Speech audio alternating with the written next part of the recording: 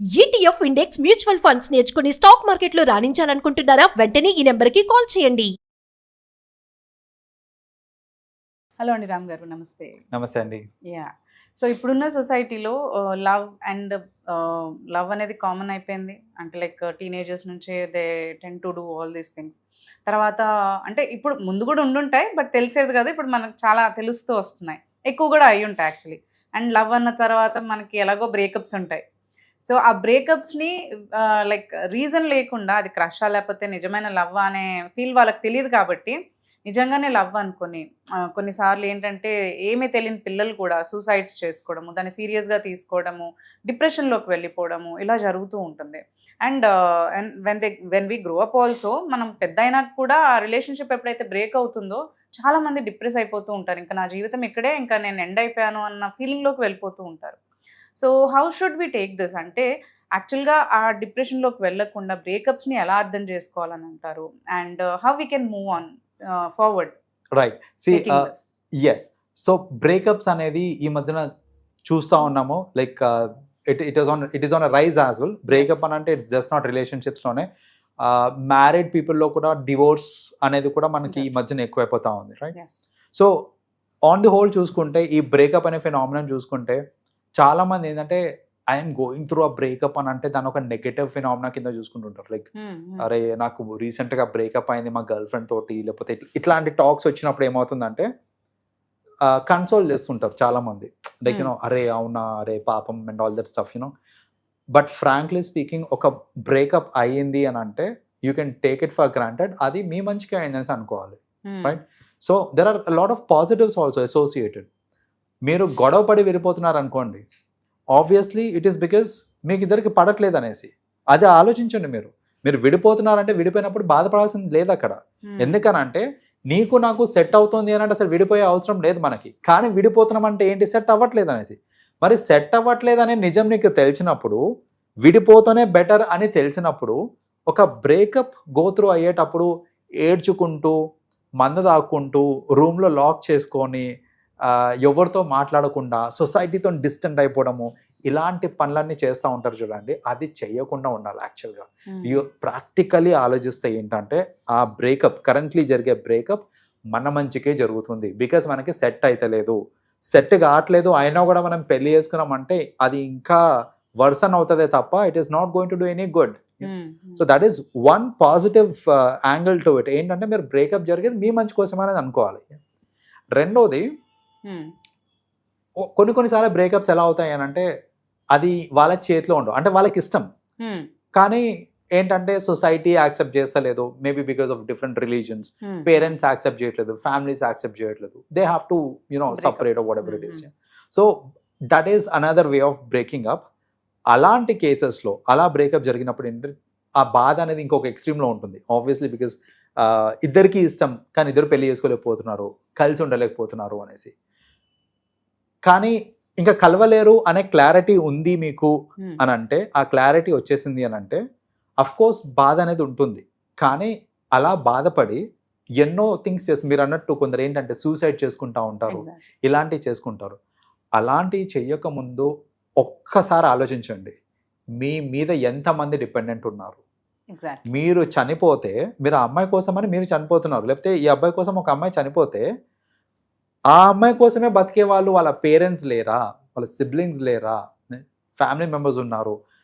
ఆమెని ఎంతో ఇష్టపడే ఇంకా వేరే ఎవరన్నా ఉండొచ్చు. Like there are many people are dependent. So ఒక లైఫ్ని ఎండ్ చేసుకోవడం అనేది అస్సలు కరెక్ట్ కాదండి. నో మ్యాటర్ మీకు ఎంత బాధన్నా ఉండనియండి, అది ఆ క్షణానికి మీకు ఆ బాధ ఉంటుంది సరే, కానీ ఈవెన్చువల్లీ ఏంటంటే you will accept it and you will move on. So ఆ ఫేస్లో మీరు కంట్రోల్ చేసుకోగలిగారు అంటే కనుక సరిపోతుంది మనకి. ఆ టైంలో కనుక మన ఇమోషన్స్ని మనం కంట్రోల్ చేసుకొని మనం చేసే పనుల మీద మనకి కంట్రోల్ ఉంటే కనుక, మన మీద మనకి కంట్రోల్ ఉంది అని అంటే కనుక డెఫినెట్లీ మనకి ఫ్యూచర్ ఉంటుంది. Breakup is not the end of life అండి, it is just a part. మన ఈ రిలేషన్షిప్స్ ఇవన్నీ ఏంటంటే it is just a part of our life. Look at the other people who love you. అది చూసుకుంటే మనకి ఏంటంటే at least it will give us a ray of hope that ఇంతమంది నా చుట్టుపక్కల నన్ను ఇష్టపడుతున్నారు, అని తెలుస్తుంది మీకు. ఇన్ దిస్ ఇలాంటి టైంలో అంటే ఇద్దరు ప్రమేయం లేకుండా అంటే ఓన్లీ వన్ సైడ్ వాళ్ళు వెన్ ఆపోజిట్ ఒకరేమో చాలా సీరియస్ ఉన్నారు అండ్ ఆపోజిట్ వాళ్ళు డైవర్ట్ అయిపోయి దే నో దట్ మీరు అన్నట్టు వీళ్ళతో నేను ఇంక ఉండలేను అని వాళ్ళకి అనిపించి they slowly move on and breakup చెప్పారు అనుకోండి. ఆ టైంలో వీళ్ళు సీరియస్ అయిన వాళ్ళు they ten to divert things with like అంటే ఇప్పుడు సూసైడల్ థాట్స్ తో కానీ లేదంటే అడిక్షన్స్ కి మీరు అన్నట్టు డ్రగ్స్ కి కానీ ఆల్కహాల్స్ కానీ వీటికి అడిక్ట్ అయిపోతూ ఉంటారు to divert. How is that? Is that correct? In divert చేసుకోవడం కరెక్ట్ అంటారా? అసలు డైవర్ట్ చేసుకోవడం ఈస్ కరెక్ట్ యాక్చువల్లీ, కానీ నాట్ ఇన్ దిస్ వేస్. అంటే ఇప్పుడు ఆల్కహాల్ తాగి డైవర్ట్ చేసుకోవడం కానివ్వండి. కొందరు ఏంటంటే నేను చూస్తుంటాను బ్రేకప్ అయిన తర్వాత నేను ఇప్పుడు ఆ అమ్మాయిని మర్చిపోవడానికి నేను ఇంకొక అమ్మాయిని ఎత్తుక్కోవాలి, ఎగ్జాక్ట్లీ రైట్? ఇలా కొందరు ఏంటంటే ఇలా కూడా ఆలోచిస్తూ ఉంటారు. అమ్మాయిల్లో కూడా చూసానండి నేను. ఏంటంటే బ్రేకప్ చెప్పిన తర్వాత ఇప్పుడు నేను అందులో నుంచి బయటికి రావాలి అంటే నాకు కొత్త పరిచయాలు కావాలి అనే కొత్త వాళ్ళని ఎంకరేజ్ చేయటము, రైట్? ఇలాంటివి అన్నీ చేయడం కరెక్ట్ కాదు. This is not how you divert your self. మీరు నిజంగానే డైవర్ట్ అవ్వడం ఇంపార్టెంట్. ఎలా డైవర్ట్ అవ్వాలి అని అంటే talk to your family members, spend time with your family. The greatest support that you get is always from your family అండి, no matter what. సొసైటీలో మిమ్మల్ని ఎవ్వరు సపోర్ట్ చేసినా చేయకపోయినా లార్జ్లీ మనకి సపోర్ట్ చేసేది ఎవరు అంటే మన ఫ్యామిలీ మెంబర్స్. ఫ్యామిలీలో ఒకవేళ పేరెంట్స్ అంత కాకపోయినా ప్రాపర్ పర్సన్ ఎవరైతే బాబాయో పిన్ని బ్రదర్స్ ఎవరో ఒక్కరైతే ఉంటారు మనకి సపోర్ట్ చేసే వాళ్ళు. ఖచ్చితంగా ఉంటారు. అది విత్ ఇన్ ఫ్యామిలీ కాకపోయినా at least out side the family, నా క్లోజ్ ఫ్రెండ్స్ అన్న అవ్వచ్చు, ఎవరన్నా కానివ్వండి, మీకు 100% yes, be talk to them, spend time with them, కొత్త హాబీస్ డెవలప్ చేసుకోండి. అంటే జనరల్గా ఏంటంటే మనం రిలేషన్లో ఉన్నప్పుడు ఉన్న టైం అంతా ఫోన్లు మాట్లాడుకోనికి కలవడానికి అలా టైం పాస్ చేస్తుంటామే తప్ప ఇప్పుడు నాకు ఆ రిలేషన్షిప్లో నేను లేను అన్నప్పుడు నాకు ఫ్రీ టైం ఎక్కువ ఉంటుంది.